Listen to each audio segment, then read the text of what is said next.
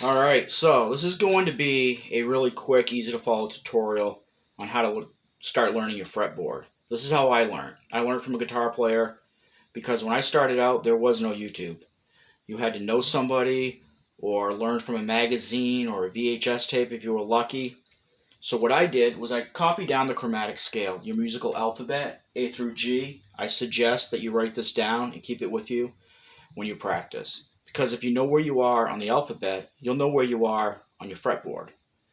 For example, to keep it the simplest example, if you start it with the A at the very beginning, you go to your A string, second string, open A, that's your first note. The next note's A sharp. So the first note on your first fret of your fretboard is an A sharp. Next comes B, C, C sharp, D, E, F, F sharp, G, and so on. I think I got ahead of myself there, but you get the point. You got A sharp, B, C, C sharp, D, D sharp, E, F, F sharp, G, G sharp, back to A. Okay? So this 12th fret is the same as the open string. Okay? Same thing for all your strings. So if you know where, again, like from B to C, it's just a half step. You know, E to F, half step. That's half step right next door. Okay? A whole step would be like C to D, because you're skipping a fret. That's a whole step.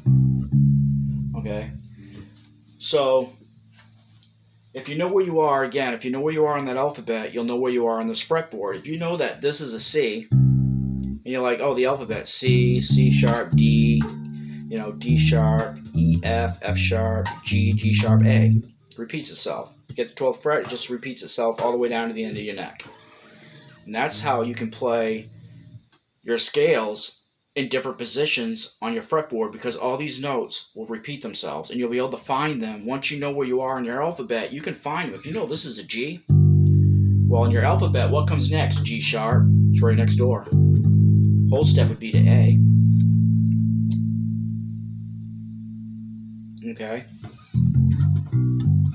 Now you got E.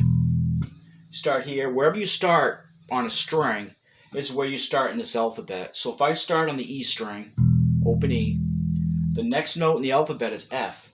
F sharp, G, G sharp, A sharp, B, C. You're just following the alphabet as you walk your way down your frets.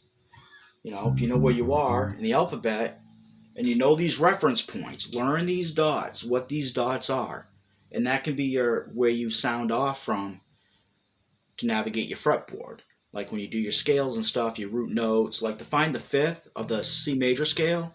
The fifth is just, if you don't know, the fifth is just the fifth note of the scale, which is always one string down, 2 frets up, diagonally across pretty much. Okay? That's how you find your fifth. So if you have these fret markers down as reference points, then you should always know where you are, where you're going next, where you are in your alphabet. Because once you know the alphabet, A through G, then you can navigate anywhere in this fretboard. You got A, 5th fret, on the E string, you know it's an A. Okay, you keep that in your mind, that's an A. Then you got A sharp, B, C, C sharp, D, D sharp, back to E. And then it'll repeat itself again. Okay?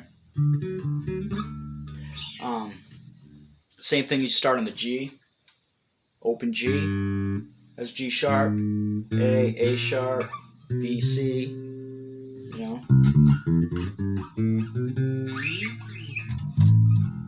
And you can start learning your scales too that way. That will also help you know where you are on your fretboard if you're just learning your scales.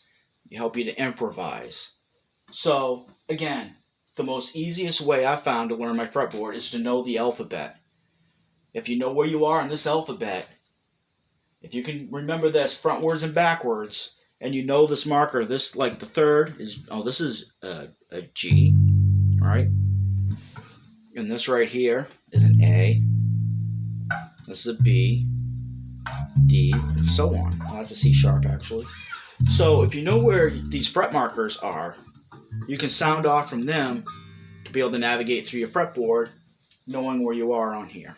I know I'm repeating myself a lot, but that's the most easiest way I can explain it, is to get a copy of this chromatic scale, memorize it frontwards, backwards, memorize it on these dots, and you can't go wrong. I mean, like if I'm down here in the D, open D, next is D sharp, then E, F, F sharp, G, G sharp, A sharp, and so on, all the way back down to the 12th fret where it would be D again.